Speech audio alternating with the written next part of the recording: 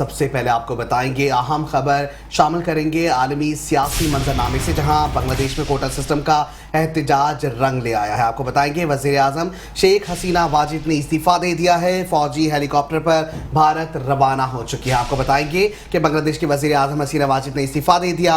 बांग्लादेश की वजीर आजम फौजी हेलीकॉप्टर पर भारत रवाना, जहां बांग्लादेश के आर्मी चीफ कुछ देर तक अवाम से खिताब भी करेंगे। आपको बता रहे हैं, अहम खबर दे रहे हैं, जहां बांग्लादेश में इस वक्त 4 लाख से ज्यादा लोग इस वक्त सड़कों पर मौजूद हैं। ये अहम खबर है अब तक की, जहां बांग्लादेश में कोटा सिस्टम का एहतजाज रंग ले आया है। मशरकी पाकिस्तान वजीर आजम शेख हसीना वाजिद ने इस्तीफा दे दिया है। फौजी हेलीकॉप्टर पर भारत रवाना हो चुकी हैं। इस वक्त की अहम खबर है, जहां बांग्लादेश की वजीर आजम हसीना वाजिद ने इस वक्त इस्तीफा दे दिया है। यहाँ आपको बता रहे हैं कि जहां अब तक की अहम खबर के मुताबिक बांग्लादेश में कोटा सिस्टम का एहतजाज इस वक्त रंग ले आया है।